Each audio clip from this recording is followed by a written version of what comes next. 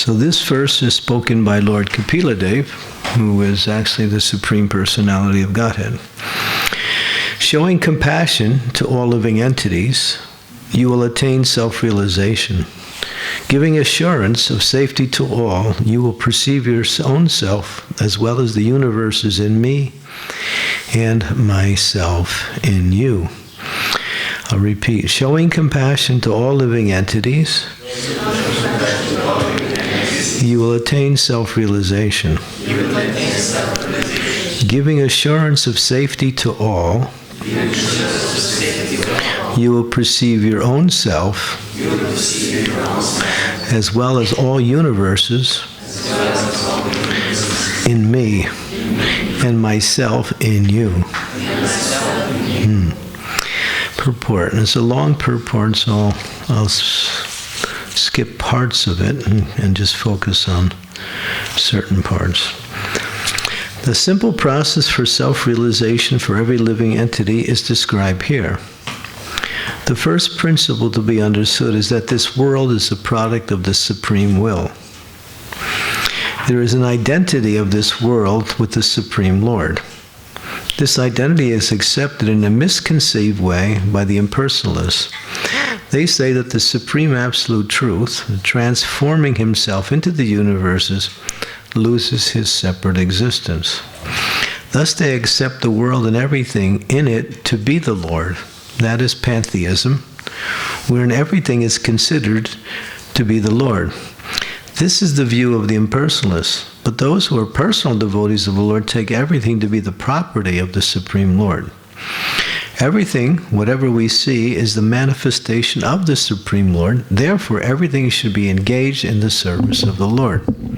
This is oneness. The difference between the impersonalist and the personalist is that the impersonalist does not accept the separate existence of the Lord, but the personalist accepts the Lord.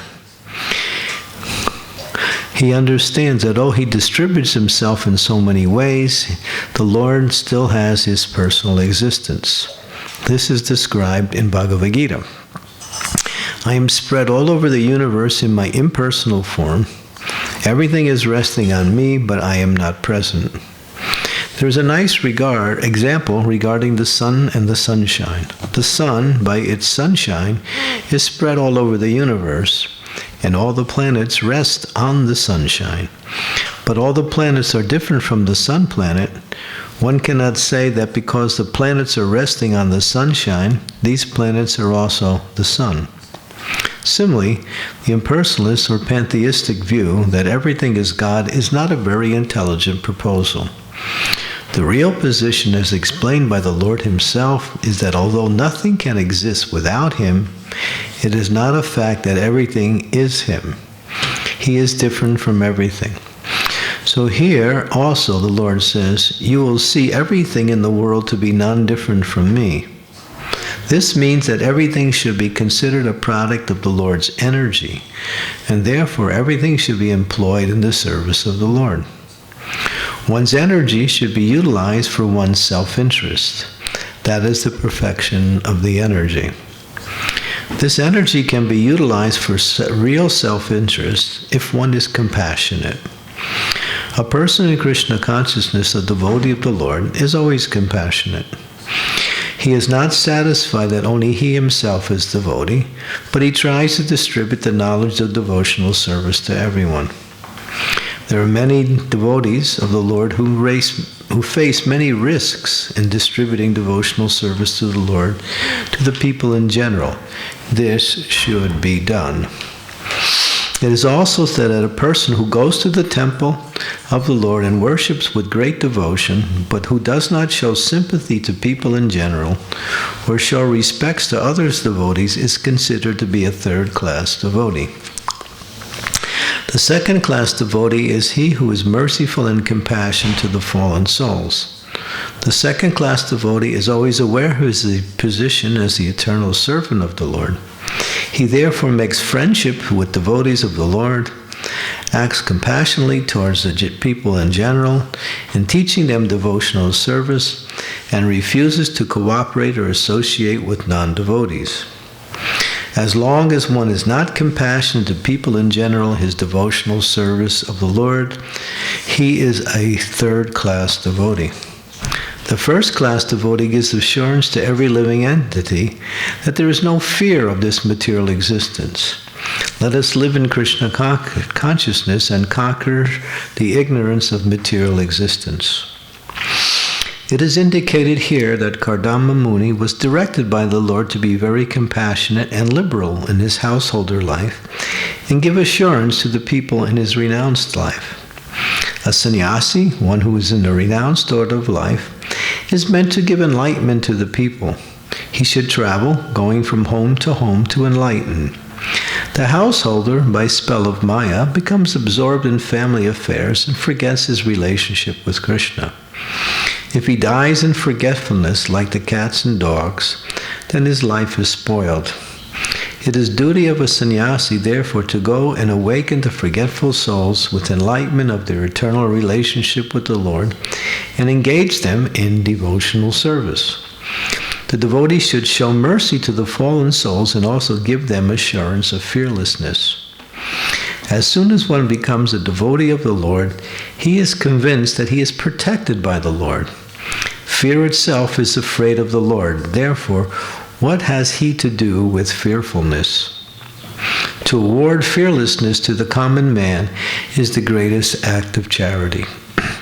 A sannyasi, or one who is in the renounced order of life, should wander from door to door, village to village, town to town, from country to country, all over the world, as far as he is able to travel, and enlighten the householders about Krishna consciousness. A person who is a householder and is initiated by a sannyasi has a duty to spread Krishna consciousness at home. As far as possible, he is to call his friends and neighbors to his house and hold classes in Krishna consciousness. Holding a class means chanting the holy name of Krishna and speaking from Bhagavad Gita or Srimad Bhagavatam. There are immense literatures for spreading Krishna consciousness, and it is the duty of each and every householder to learn about Krishna from his sannyasi spiritual master. There is a division of labor in the Lord's service. The householder duty is to earn money because the sannyasi is not supposed to earn money, but is completely dependent on the householder. The householder should earn money by business or by profession and spend at least 50% of his income to spread Krishna consciousness. Haribol. 25% can be spent for his family, and 25% should be used to save for emergency. This example was shown by Rupa Goswami, and devotees should follow it. So there's more to do. I'll finish. It's not so much more. Actually, to be one with the Supreme Lord means to be one in interest with the Lord. Becoming one with the Supreme Lord does not imply becoming as great as the Supreme Lord. It is impossible. The part is never equal to the whole. The living entity is also always a minute part. Therefore, his oneness with the Lord is that he is interested in the one interest of the Lord. The Lord wants every living entity to always think about him and to be his devotee and always worship him. This is clearly stated in Bhagavad Gita, Manmana Bhavavat Bhakta. Krishna wants everyone always to think of him. Everyone should always offer obeisances to Krishna. This is the will of the Supreme Lord, and a devotee should try to fulfill his desire. Since the Lord is unlimited, his desire is also unlimited. There is no stoppage, and therefore the service of the devotee is also unlimited. In the transcendental world, there is unlimited competition between the Lord and the servitor. The Lord wants to fulfill his desires unlimitedly, and a devotee also serves him to fulfill his unlimited desires. There is an unlimited oneness of interest between the Lord and his devotee. Om Agyan Timirandasya Gnana Salakaya Chaksu Unmilitam Yena Tasmai Shri Gurave Namaha Shri Chaitanya Manobhistam Staptitam Yena Bhutale Swayam Rupa Kadammayam Dadati Swam Padantikam Jai Shri Krishna Chaitanya Prabhu Nityananda Sri Advaita Gadadhar Sivasari Gaur Bhaktivinoda Hare Krishna Krishna Krishna Hare Hare Hare Rama Rama Rama Hare Hare. So there is an unlimited competition between God and his devotee. And the competition is to see who can serve more. The devotee tries to serve the Lord tries to serve his devotee. Jai Shri Shri Panchatattva Ki Jai.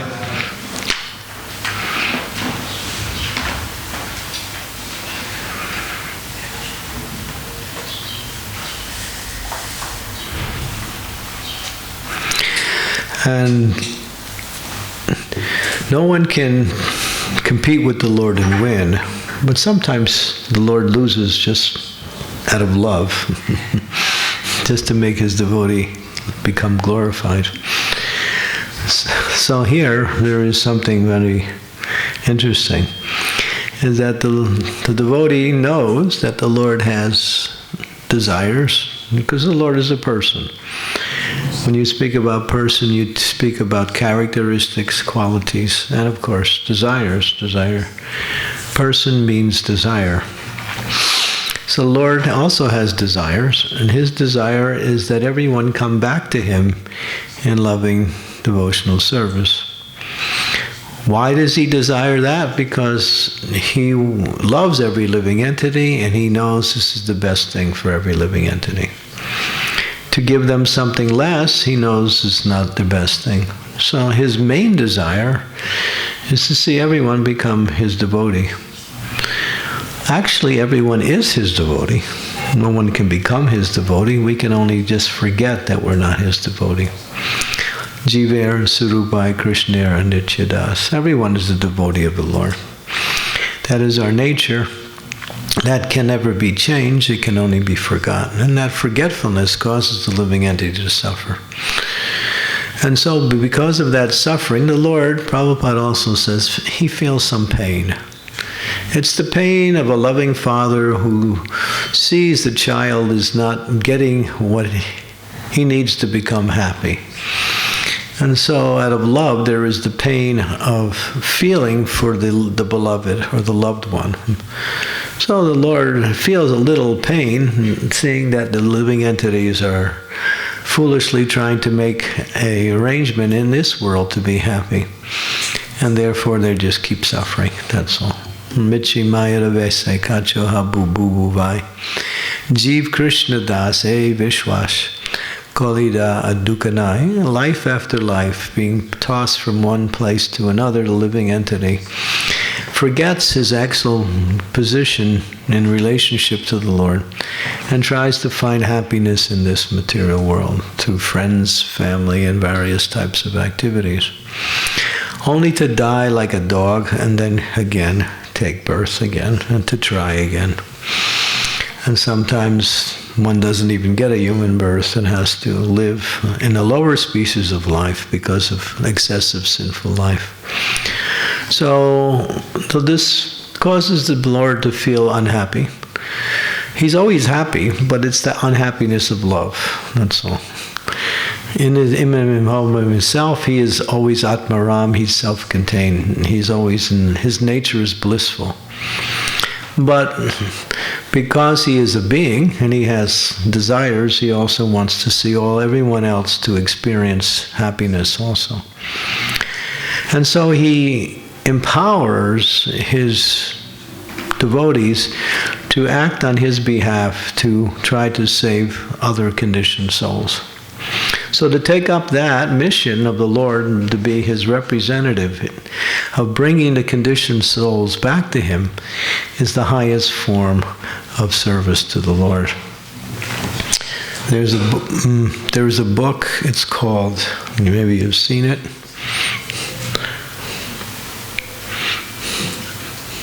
Preaching is the Essence. It was published in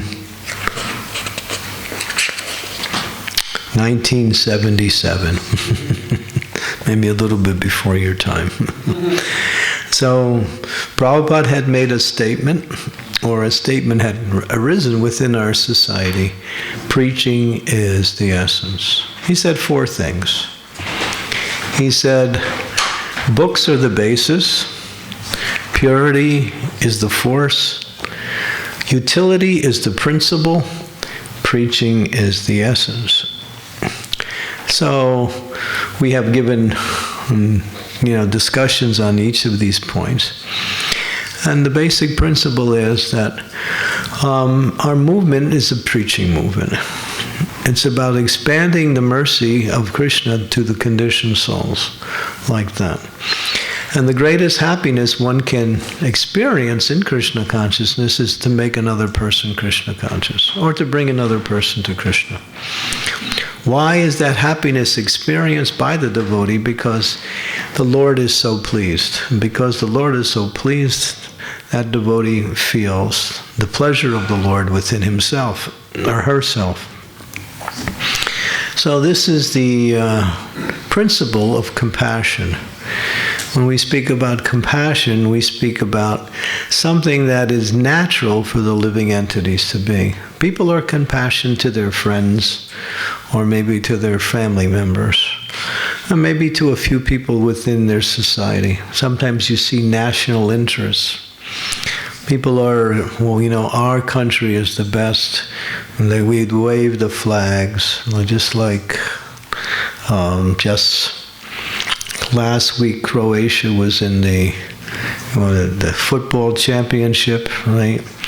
And people are decorating their cars with Croatian flags. I've even seen in people's rear, and there's side mirrors on the car were colored of the Croatian flags. And all kinds of, like national symbols to, we are Croatian. And we're going to win. I mean, this national spirit is so strong that people actually lose all sense of intelligence. We've seen, it's experienced also, that in these cricket matches in India, where they also have this intense national spirit, when India loses, it's like the worst thing that could happen to the whole country. There was one man who committed suicide because India lost. And that was documented. So that's how much people have absorbed themselves in this idea that I am a member of this country and my country is the best. When devotees hear this, they think it's ridiculous or silly or ludicrous. But this goes on in the world, and people have this strong, strong sense of self-identity with something that has nothing to do with them. Either their family, I'm a member of this family, I'm a member of this nation, I'm a member of this club, I'm a member of this, this culture, I'm a member of so many things. And because people don't have the real identity, they don't know who they really are, they create these false identities with all these extensions, and therefore they live according to that identity. And when you challenge that, they become happy, unhappy, or either angry, like that. So, but real identity is to understand every living being is part and parcel of Krishna. So to distribute knowledge is the highest form of welfare. People like to do welfare work for other people. They open hospitals, they feed the poor, they arrange for clothing for needy. They do so many things to alleviate some material difficulties. But actually the highest welfare work is to give people knowledge. Because with knowledge they can solve their own problems. And then the problems can go away. By doing material welfare work, it's like putting a bandage on a cancer victim. You are giving a cancer victim an aspirin.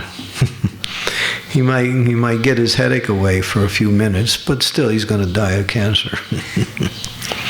So it has no real benefit, this material welfare work, because it's temporary, and at the same time it doesn't reach to the real source of people's suffering.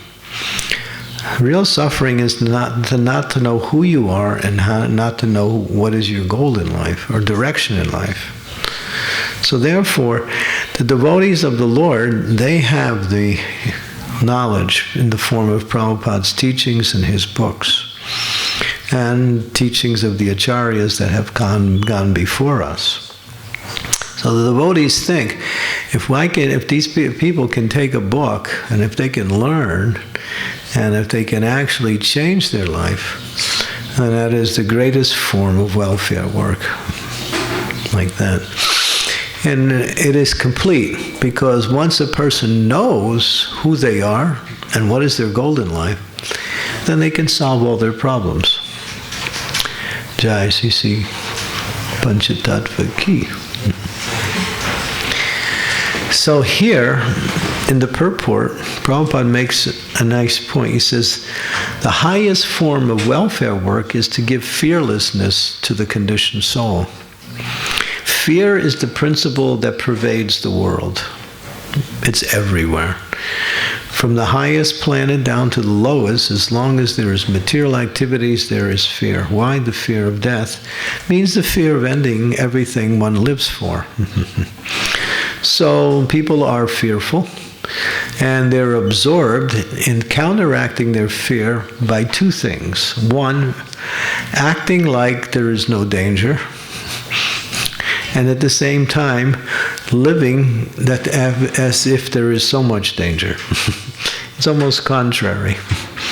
They push danger out of their mind because it scares them, but at the same time they're making so many arrangements not to be overwhelmed by dangerous situations. What is the highest form of spending by any country throughout the world? Military arrangements. They put most of their money collected from the taxpayers into armaments. Why? Because we have to have a lot of big arsenals to protect ourselves from other, when we say enemy-type countries, or possible countries that will be enemies, like that. So this fear is there. Fear is there everywhere. And fear means two, the number two. This is a nice explanation of what fear is. Sometimes devotees are not clear what it means to be fearless. Fearless means to see beyond, not to see two, but to see one. Two means I see something other than Krishna. One means I see only Krishna. So for a devotee, if everything is Krishna and everything is arranged by Krishna, what is the fear? Because I am Krishna's devotees. Prabhupada gives an example of his own life, how in 1919 or 18, maybe, he was in Calcutta during the First World War. And he was in his home, and the British, he was living in the British area, and so the Germans were bombing the British area. So before the bombs would go off, the sirens would go off, warning people, now you have to go to the bunkers, you have to go to the shelters, the bombs are coming. So Prabhupada was in his home, and it was in the evening time, and his wife had just made kachoris. Prabhupada liked kachoris. There's a name for Prabhupada, it's a nickname. His mother gave it to him, he's called Kachori Mukhi. Mukhi means face. Prabhupada, his mother used to make him kachoris and stack them on the table, and all day he would eat kachoris like that. When he was a boy, a little kid, he loved kachoris. So if you want to cook something, those of you who are cooks, try to make some kachoris for Prabhupada. He will be very pleased. So his wife had just finished the evening meal, and his friend was there, and the bombs went off. And his friend said, Abai, Prabhupada's name was Abai Charan, let us go to the bunkers. And Prabhupada said, never mind, you go. It is time for supper. And then the man went, and Prabhupada stayed. And Prabhupada describes the bombs as they were coming. He was hearing them. And he said, here comes Krishna in the form of a bomb. So he was seeing that this is God coming in this particular form. So this is fearlessness. The devotee has no fear because he knows that everything is actually Krishna or arranged by Krishna, either directly or indirectly through the material energy. Nothing happens without the will of the Lord. Either he permits something to happen or he wants something to happen. Krishna is the most powerful controller. So when he permits something to happen, that is called material activities. He allows the conditioned souls to act according to their foolishness. And so, but that is also Krishna. Because he says, Savasya jaham ridisani visto mattat smitir kyanamaho. I give you knowledge, I give you forgetfulness, and I also give you remembrance. So everything is coming from Krishna. So a devotee knows there's no fear. So he preaches Krishna consciousness. If you take up this understanding of this philosophy, you will become free from fear. So to award fearlessness to the conditioned soul is the highest form of awarding, because everyone lives in fear. Everyone has. And the more a person becomes absorbed in material activities, the greater the fear is. So therefore, a devotee wants to help Krishna by pleasing Krishna, satisfying Krishna, by giving Krishna consciousness to others in different ways. Now we can explore this a little bit deeper, and we will have a few more classes on this subject. There'll be 3 more classes, but one of the things is, what are some of the ways, I'll ask you also, think about this. What are some of the ways that we can spread Krishna consciousness? It's an easy question, but think. Now, you may know the standard ways, but what are some of the ways that we can bring Krishna consciousness to the conditioned souls? And the means of giving this knowledge in one form or another. What's the foremost way? Become Krishna conscious yourself. Well, that's the... Prabhupada also mentions that before you can give something, you also have to have what you're going to give. So that is there. But to whatever degree we can become Krishna conscious, and we can also bring that same degree to others. And we can even sometimes inspire others to take up Krishna consciousness beyond our own level of realization by connecting them with the process itself. So what are some of the ways? That's the main thing, become Krishna conscious. Yes. I mean, so easy. What is the thing we do all the time? Holy name. By chanting the holy names of the Lord, having kirtan. Okay, spreading the glories of the holy name. That's preaching. What's another way? Organized programs. Organized programs. Organize different programs, and what do we do? Give association. Give association. Huh?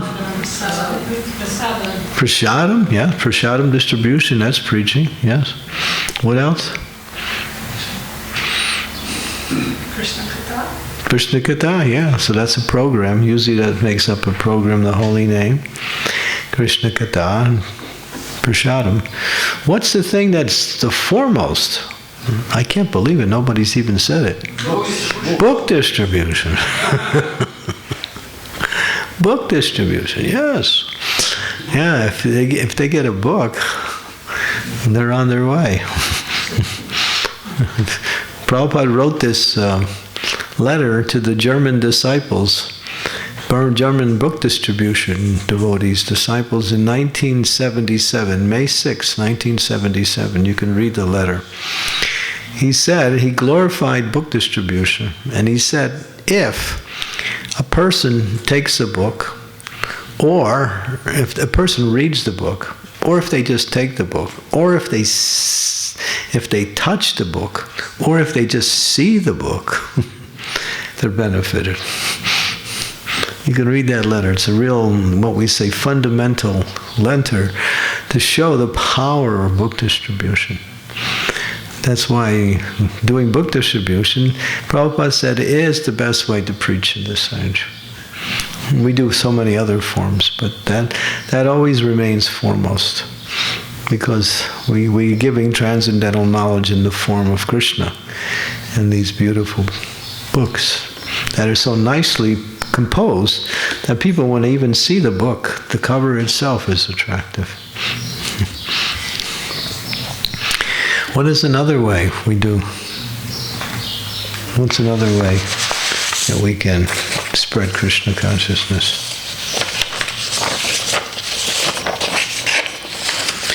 Yes. Anybody?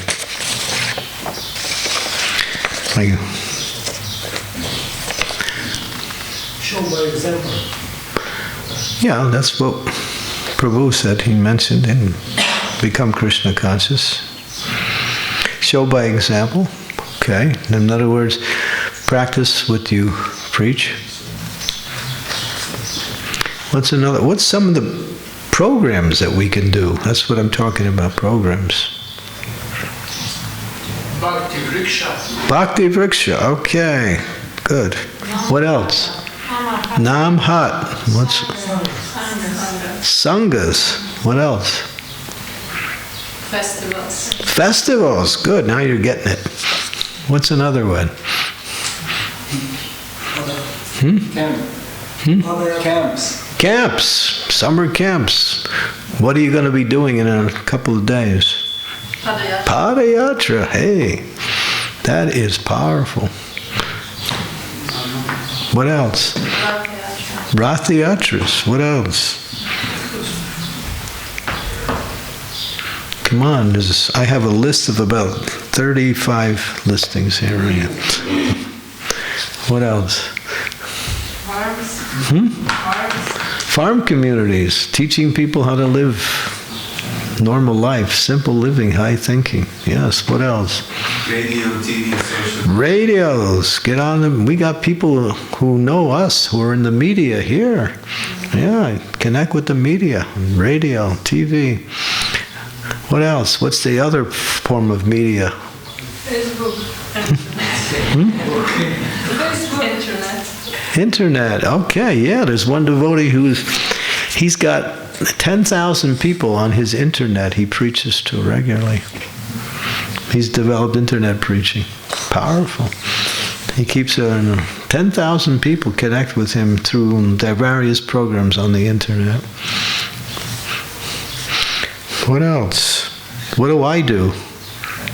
Prisons. Okay. Going to prisons. Ananda Vardhana, he likes that. What else? Colleges. What's the other one below that? Schools. High schools, grammar schools. What else? Elderly homes. Elderly homes. Elderly homes. Homes for the old ages. No less. Yes. What's another form? Hospitals. Hospitals. Hospitals. Good. Go to hospitals. Jail. We said that. What do we have down the street? Harinath restaurant. Yes, that's preaching. What else? What do we do once a week? Sunday feast. Okay. What else? Nam Yagyas. Okay. Holy name retreats. Holy name retreats. Holy name retreats. Very good. Seminars. Seminars. Good. That's listed here. Pilgrimages. Huh? Pilgrimage. What else? Pilgrimage, like Something like spiritual tourism. They also. Yeah, invite people and take them on a tour. Go to yatras, to the India. What else? What else is a way of preaching? Yoga. Huh? Cooking courses. Cooking courses. I have it down here, yeah. Cooking classes. Teaching people how to make prasadam and then give them Prabhupada's books, yeah. So many things. What do we do? What is our great, this very wonderful lady here, what did she do? Yoga is music. Yeah, yoga lady. She's she's a real yogi. She brings yoga people in. So, what else? I got a few more here you haven't mentioned. Teaching class for playing instruments, bhajan. Teaching people how to play instruments. Yeah. Okay, that's good. Life membership. How's that? Do you have a program for that? No. Not quite. That's mostly done with the... But you can do that. You can start a life membership program.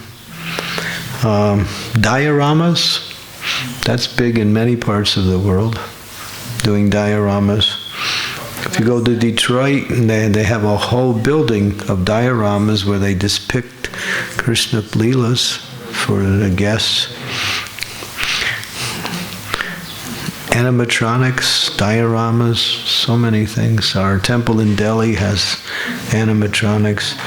Radio, TV. When I was here, I did an interview with a lady from a very prominent magazine.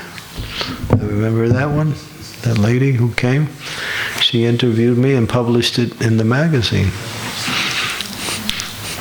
I forgot that magazine, but it was one of the more popular magazines in Slovenia. Aura. Yeah, something like that, yeah. So magazines, newspapers, TV, radio. And one thing we forgot. Children. Children's programs. Teach the kids. And that way when they grow up, they'll be inspired to preach Krishna consciousness also. What's another way we do? This is a big one. We forgot this one. Sometimes we are in different when we engage in life, and maybe less time with devotees outside. Then we can bring them Krishna consciousness for prasadam or something. Then we are part of certain groups. I don't know. Connect with outside groups and bring them here. People, they take prasad to their co-workers. Right. They have a hobby, or they do some sports and they take prasad to them. This is really good. He's playing in a symphonic orchestra and he's taking books and prasad to his musician friend. One of our devotees. This is really good. I was just with this Croatian football team. One of our devotees, Mahananda. He has what we call pumpkin seeds that he sells. So he went to the football matches and was selling pumpkin seeds and saying that if you buy the pumpkin seeds and you eat these pumpkin seeds, Croatia will win. And they were buying the pumpkin seeds. He made so much money. He was preaching Croatia through pumpkin seeds. And which was prasadam anyway. So he was giving prasadam like that. I mean, that's a little thin, but it was something anyway. And he was dressed in a dhoti, so that was good anyway. There's one big form of preaching that you haven't mentioned yet. Maybe bring our own festival to part of their festival. Like Hey, that's a great idea. Join their festivals by making, bringing devotees as part of the... You know what we did in America? We're part of the gay and lesbian festivals in America.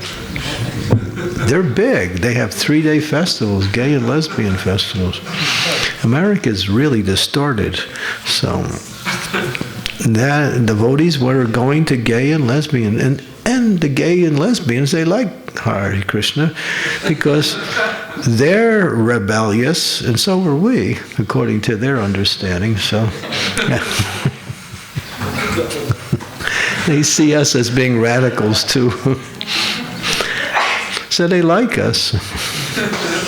And we've sold so many books, which tells them not to be gay, but anyway, they buy they buy it anyway. Okay, so I see there's two really powerful forms of preaching that hasn't been mentioned yet. Really powerful. But that we do. Films. You can say, huh? Making films. Huh? Films. Movies? Nice. That's a good one, yeah. Bhakti Charu Maharaj has done that. And some of the other devotees have also done that, yeah. Because through media, especially today, people are really interested in the visual. Because they can't hear so good. Because their brains are kind of dull. But they like to see things. But they can really pick up on the visual. So preaching through videos, that visual media is really big. Pandavasena in London does a lot of that. Visual. Yes. Visiting holy places and building temples.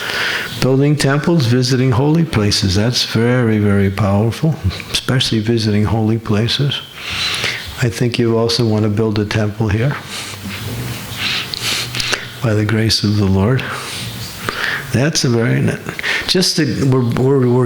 we're bringing these parts just to show how many varieties of ways one can get connected to some form of preaching, yes. Connection between religion and science. Okay, and kind of like a symposium between various types of teachings, science and religion. You're getting real close to one thing that I'm hinting at. Approaching class and leaders of the company, the state or the country. Yeah, we mentioned that last night, the importance of going to leaders who are in different positions and see if we can present Krishna consciousness.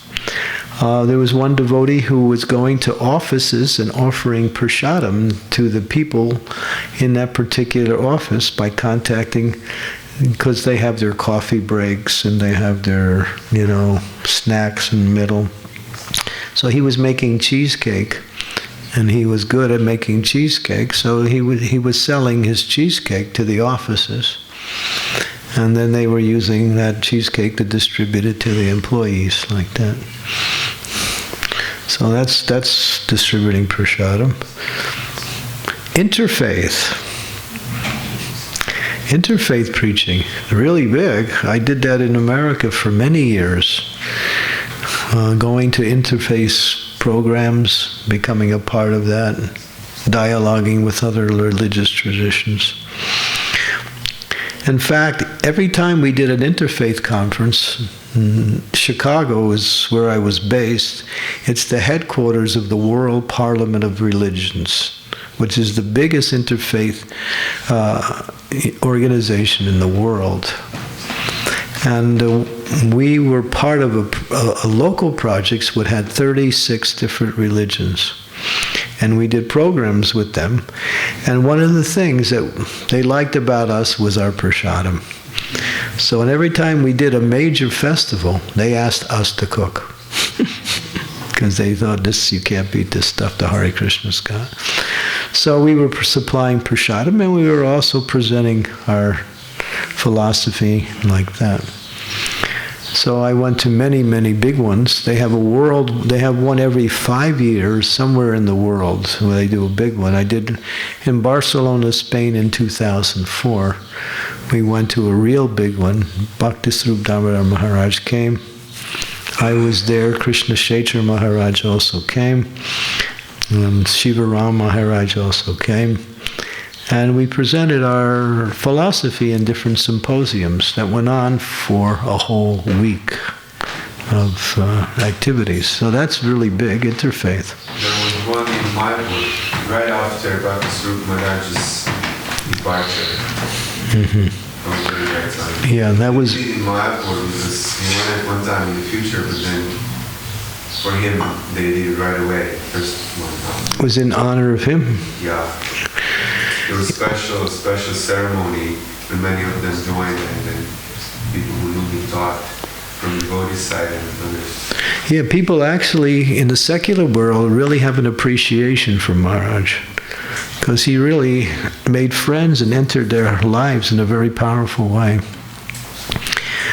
He went to many of their conferences and also in organized conferences. He did a big one in Bombay in 1995. It was huge. And there was books that was published based on that. So, yeah, interfaith preaching. And Prabhupada asked him to do that work. Yeah. Position in the World Association. Yeah, he's honored.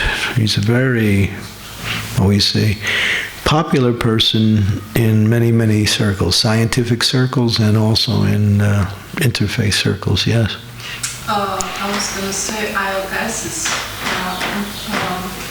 leadership sanghas and different samskaras like first grain and initiation.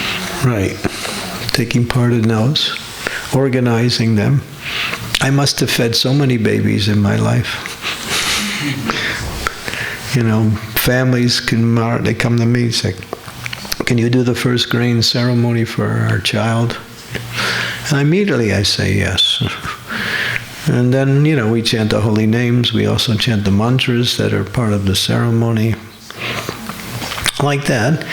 And they feel very happy that the child has gotten the anapras. It's called anapras.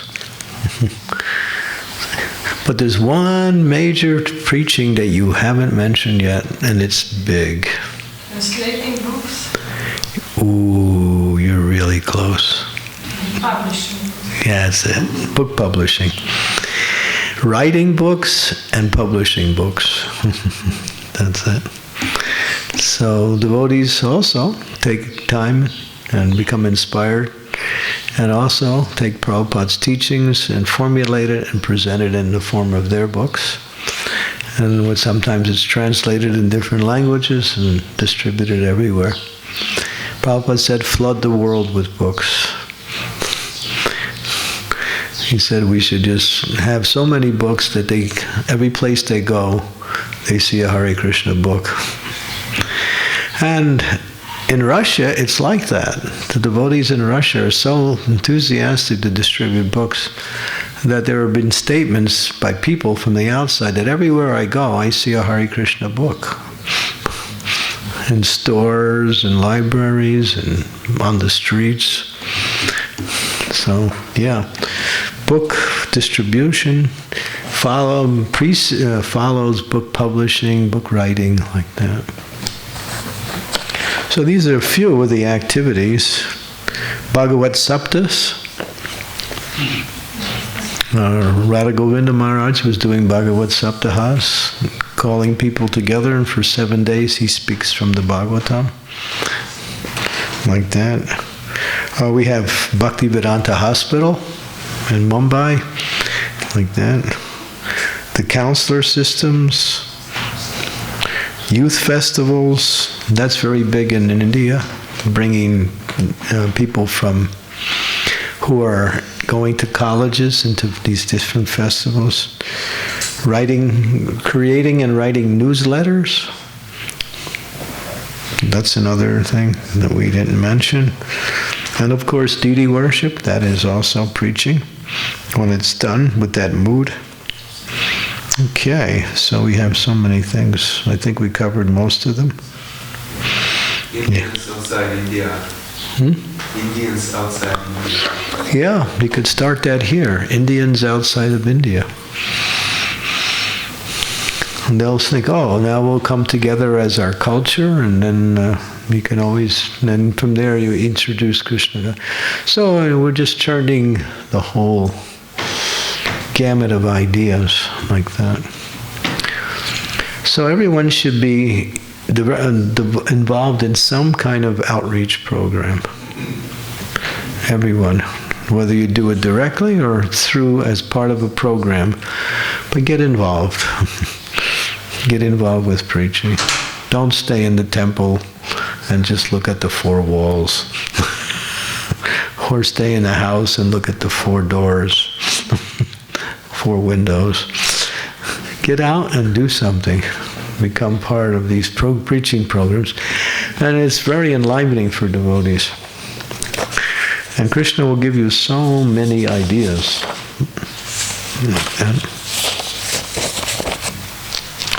Okay, so any questions or comments to? Yes. You mentioned the interfaith programs.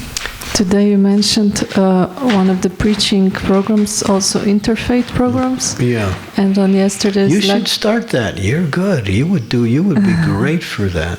Because you're good with the yoga people, and that's a little bit on that level. Start it.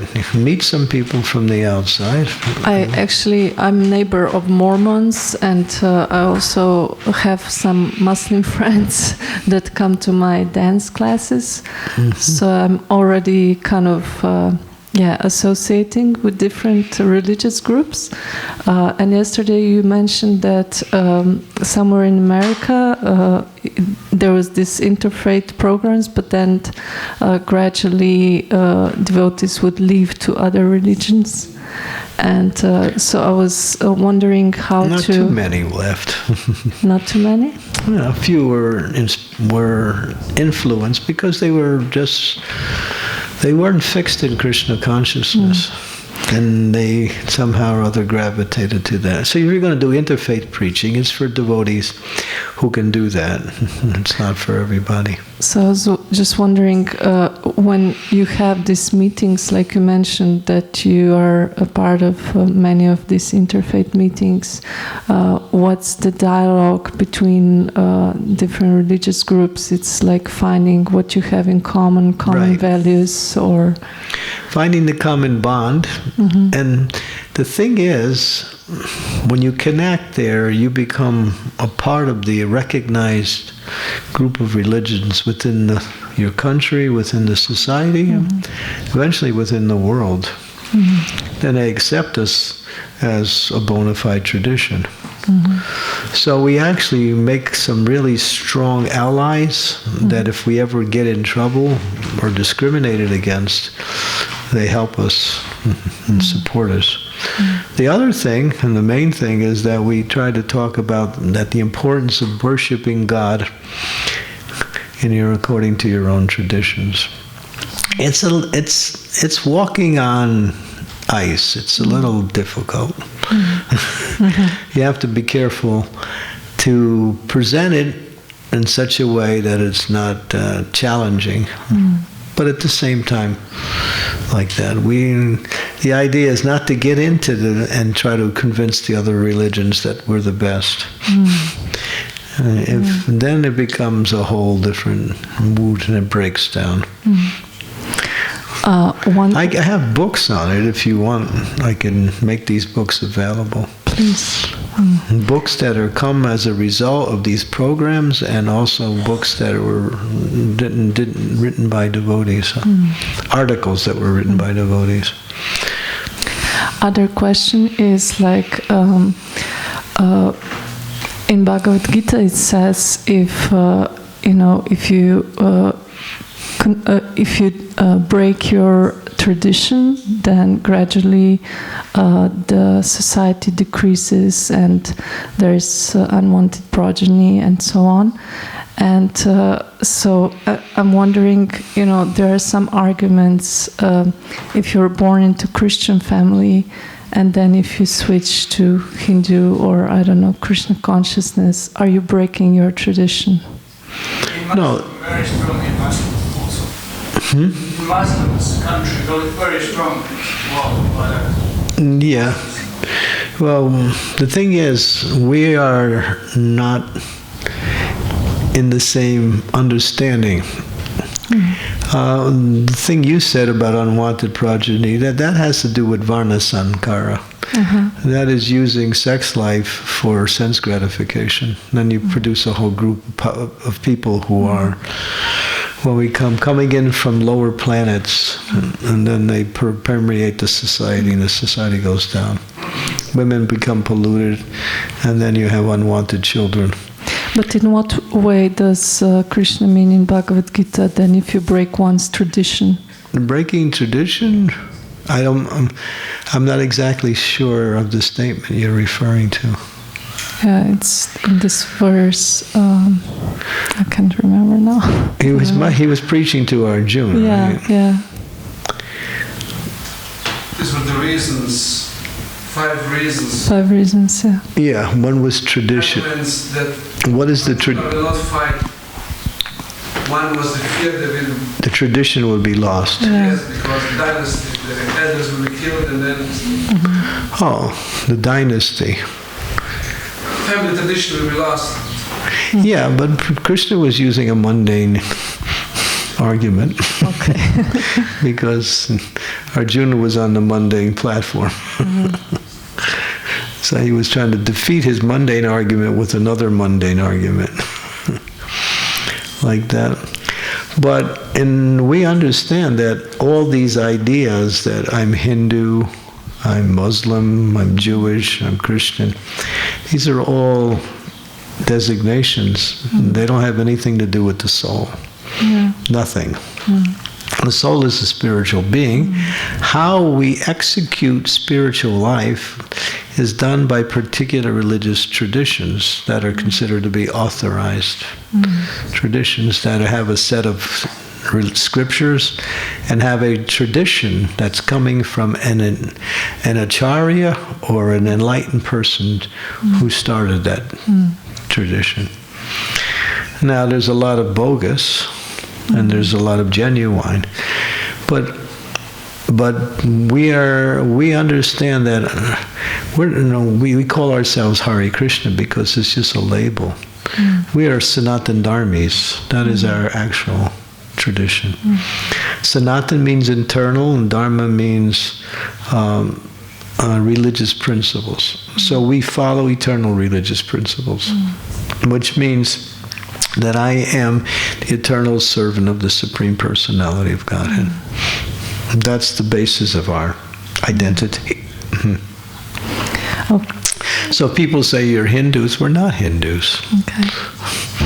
And we've actually published a pamphlet which explains that the word Hindu was inaugurated by the Persians, who were seeing people on the other side of the Sindhu River as Hindus. And the word, they couldn't pronounce the S, so it came out Hindu. So people in that area of the world were labeled Hindus. But Prabhupada says you can't find that word anywhere in any scripture, Hindu. It's a geographical designation given by an outside country, that's all. But it got adopted. Okay. The other question that What is Hinduism anyway? It's just a potpourri of various types of different cultures and spiritual practices, that's all. It's undefinable. You can't really define what is Hindu. I have another question. It's regarding when you mentioned that Prabhupada just finished his kachoris and he saw, Krishna even in the bomb. And my question is connected how to see actually. Just recently I was listening at Chaitanya Charan Prabhu in Bhaktivedanta Manor, and he had this lecture on how to see bad events in connection to Krishna, and How to see bad events that happen in our lives in connection to Krishna. And he says that Krishna is the cause of all causes, but not the cause of all effects, because of our free will, that maybe sometimes we do follow Krishna, then we cause the effects. So how does devotee see Krishna, I mean bad things like bombs falling, actually as Krishna sending them, or the effects of there's that verse. Free will. There's a verse in the Bhagavad Gita. Krishna is the overseer and permitter. He doesn't interfere with the independence of the living entities. So he allows the material energy to act according to its laws. And if people break the laws of the material energy, they create havoc for themselves and for others. If people are affected by anger and envy, and then they fight amongst each other. And that fighting comes out in the form of wars. So that means people are living outside of the laws of God and trying to exploit material nature for their own sense gratification. Therefore, they come in competition with others who are doing the same thing, and then there's conflict. And that is what's going on in the world today, everywhere. So a devotee sees that as simply the material energy giving people the results of their karma, that's all. They're getting the results of their activities. But when it happens to a devotee sees that there is something good in it because it's coming from Krishna and it's teaching me something or purifying me from something. So obstacles are not impediments in a devotional life if we go beyond what is apparently happening to us and see what is the hand of God in this that we can learn from, we can grow from, like that. Because the devotee is always protected by the Lord, but still the Lord allows the devotees a little bit of suffering as a way to teach them. He doesn't give so much suffering that it destroys the devotee, but he gives it where he can teach them.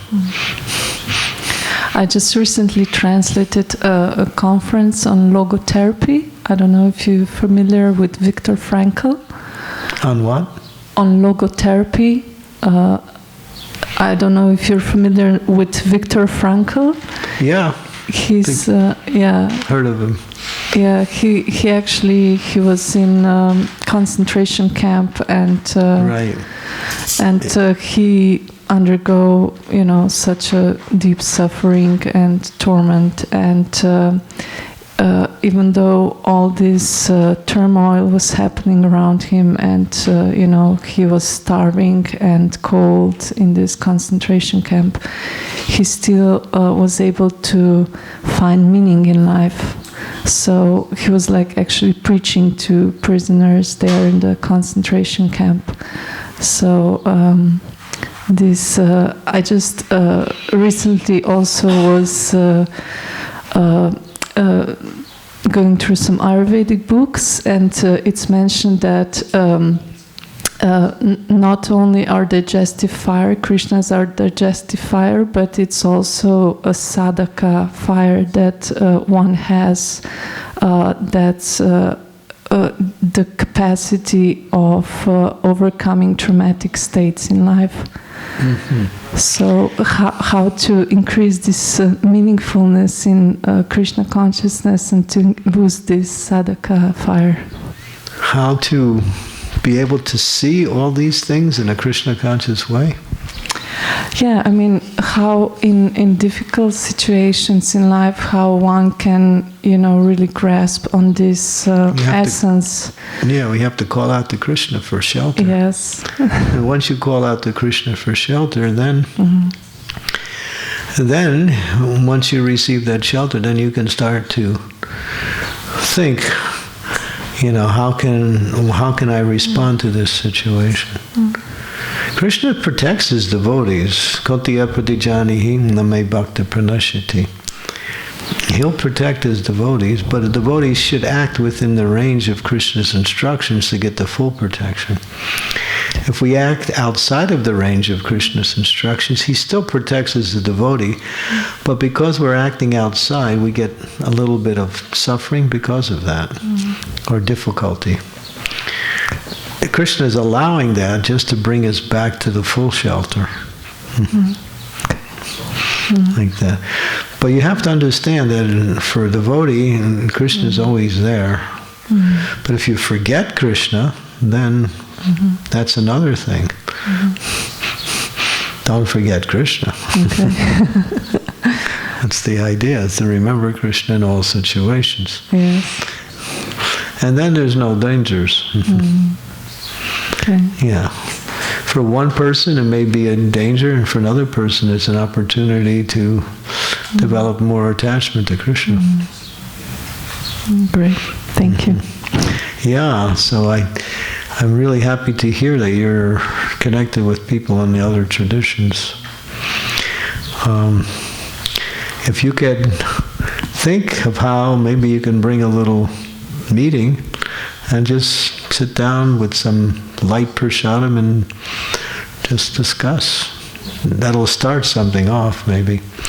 Have a little group discussion. And focus on the essence, or what is the connection between all of us. And it could turn into something big. Thank you. Yeah. Very well. Okay, so it's where we do have to do Harinam today. So we'll stop here.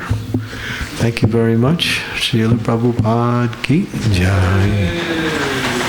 Srimad Bhagavatam ki jai.